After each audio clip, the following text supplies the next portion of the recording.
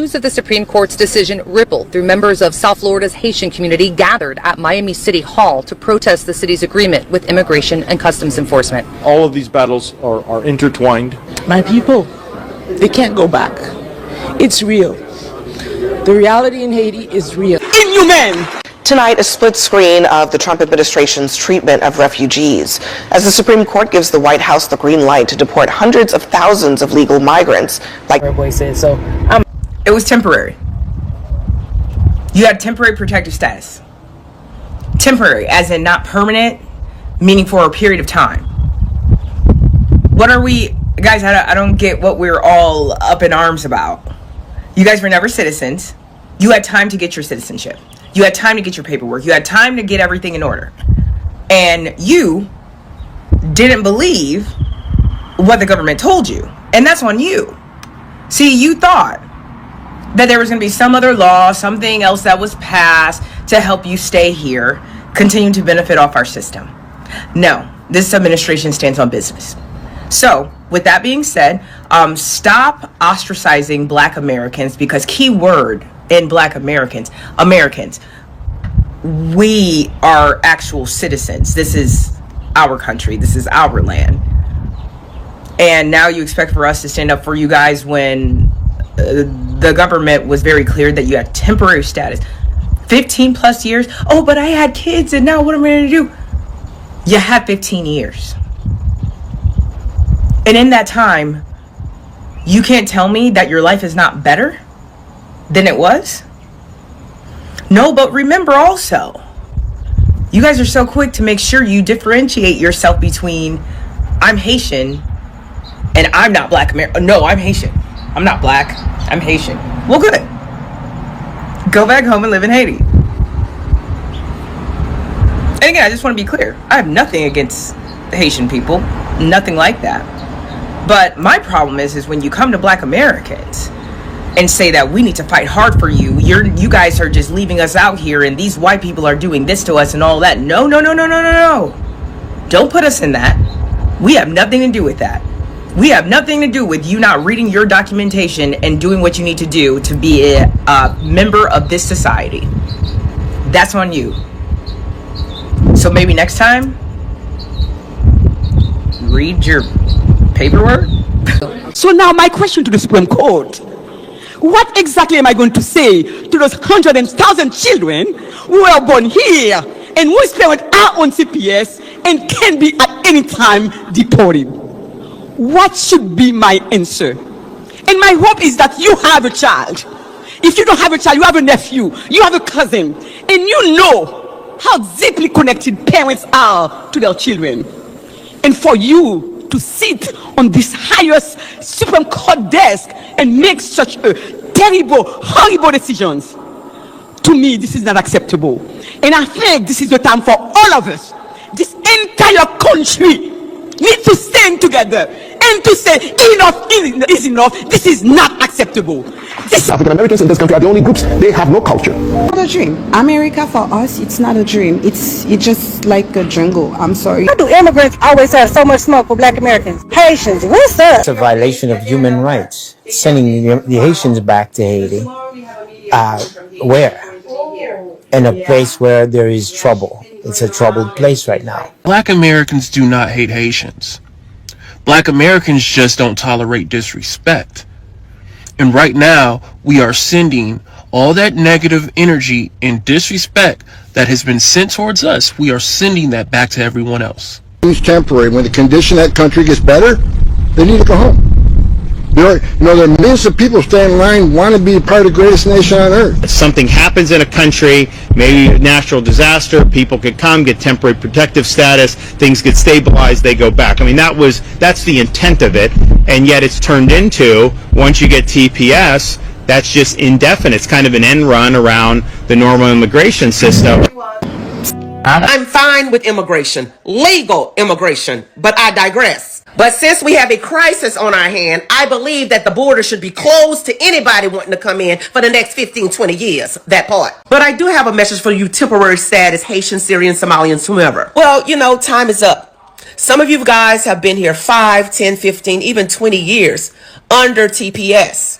So you're telling me in all that time you didn't make any stride to become an American citizen, constantly getting extensions to do what? Nothing. To have children inside of the United States of America, them becoming citizens, but you're not a citizen. Why didn't you make any stride to become a citizen? Now you have these white liberals and these fake news false prophets out there stating that they're coming against black people. No, they're not coming against foundational black Americans, because you see, I was born here. That part. So they're not deporting me. I'm not worried about being ushered out of the country, okay? And this thing about Haitians built America, you are a liar and the truth is not in you. But then again, you're going to have your woke blacks on the left that's just going to run with the narrative. If you are Haitian American and you were naturalized and are born here, welcome to the country. This is your home. But if you were not born here and you were under TPS, it's time to get the going, baby. You should have did what you were supposed to do when you had all that time to do it. Listen, nobody wants you unalive when you go back to your country. Definitely don't want that. But what were you doing when you were here with all that temporary protective status in all these years? You did not build America, okay? And I'm sick and tired of people saying things that are not true. Settlers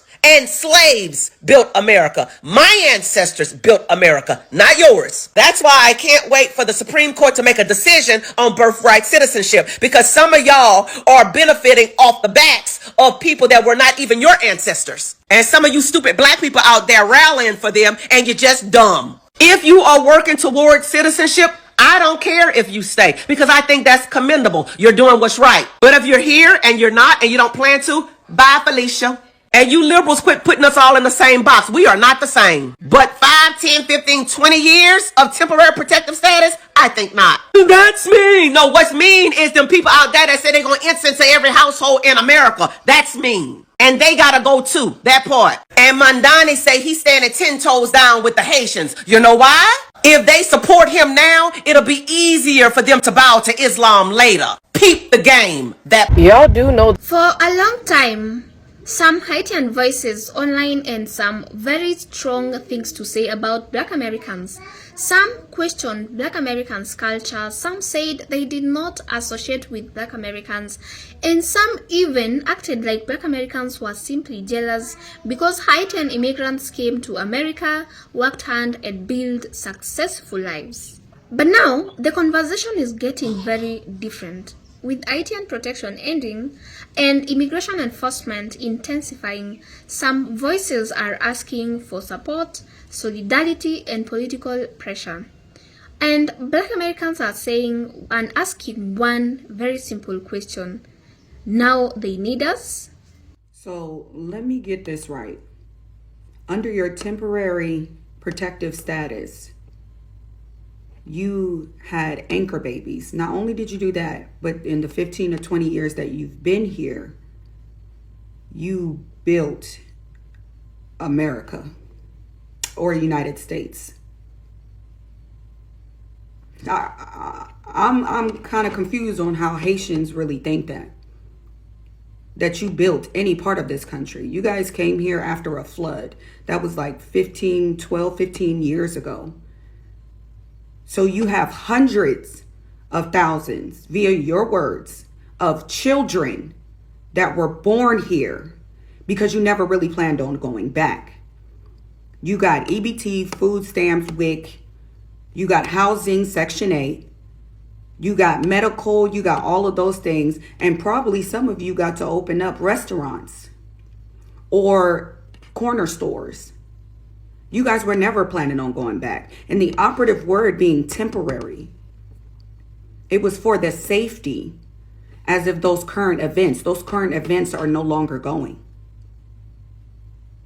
I'm going to add the video afterwards or at the end of this so you guys can watch it and come to your own conclusion, because now it's unjust.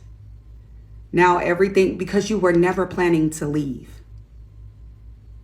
You wanted to stay on that temporary protected status and gain all or garner all those benefits. Ain't that some shit? Let's be clear. I'm I'm not talking about every Haitian person. I'm talking about the specific comments and attitudes that have circulated online, because this didn't start yesterday. There has been arguments online where Haitian immigrants and Black Americans were told they should not be considered as the same community. Some people emphasize their Haitian identity and Haitian nationality, and that's completely understandable. You can be proud of Haitian, you can have a Haitian culture, you can have a Haitian passport, you can maintain your language, traditions, foods, music, and national identity. Nobody is taking that away, but the problem starts when that pride turns into looking down on another Black community, because some Black Americans hand comments questioning whether they even had a culture of their own. Others hand arguments that Haitian immigrants were simply more hardworking or successful, and some Black Americans were even accused of being jealous. They created resentment, and resentment won't disappear overnight. Now, fast forward to 2026, immigration situation is completely different. Haitian TPS has been terminated, and the consequences are enormous. Around 350,000 Haitian nationals have been covered by TPS, according to recent reporting. And that means this isn't an internet argument anymore. We are talking about work authorization, employment, immigration status, families and businesses, and people's ability to remain in the United States. And ICE enforcement has become a major concern. Recent reporting described Haitian immigrants being ordered to report to immigration authorities, with some people receiving ankle monitors. So suddenly, immigration policy isn't some abstract political debate. It is very, very personal. And this is where the conversation gets complicated, because when people are facing serious immigration crisis, naturally they are going to look for allies. They are going to ask for communities to stand with them. They are going to ask for legal assistance and public support. They are going to organize protests. That is normal political activism. But Black Americans are looking at this situation and saying, where was the solidarity before? When Black Americans were talking about discrimination, economic inequality, reparations, housing, employment, and racial justice, did everybody suddenly become part of one united Black community? Not necessarily. And that's the contradiction people are talking about. You can't repeatedly tell someone we are not the same, then suddenly we need you. That is why this conversation is getting so much attention. And then there is another argument that keeps coming back. Some Haitian voices have pointed towards Haitian nationality and citizenship evidence as evidence of their distinct identity. Basically, we have Haiti, we have an Haitian culture, we have a Haitian passport. Okay, that's legitimate. But then, Black Americans are asking, if Haitians' identity deserves respect, why shouldn't Black Americans' identity receive the same respect? Black Americans are distinct history in the United States, a history shaped by slavery, Reconstruction, segregation, the civil rights movement, migration, music, literature, entrepreneurship, and generation of American life.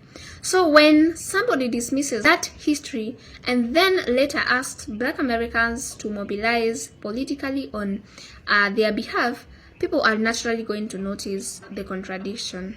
And here is the question I want everybody to think about. If Black Americans are good enough to be asked for political support when immigration protection disappear, if Black Americans are good enough to be asked to protest, if Black Americans are good enough to be asked to speak up about immigration enforcement, then why weren't they good enough to stand beside before the crisis? Because solidarity cannot just appear when you need something. Real solidarity means respecting people before you need their help. And that is why so many people are asking, you said you didn't need us. You said you are not the same. You said you are jealous. So now the pressure is here. Now they need us. Let me know your thoughts in the comment section. Should Black Americans support Haitian immigrants during the TPS and immigration crisis, even if some Haitian voices previously criticized or rejected them? Share your thoughts in the comment section and kindly remember to keep it respectful. If you want breakdowns like this, hit the subscribe button and join our family. Thank you so much for watching. I'll see you in the next one. Bye for now.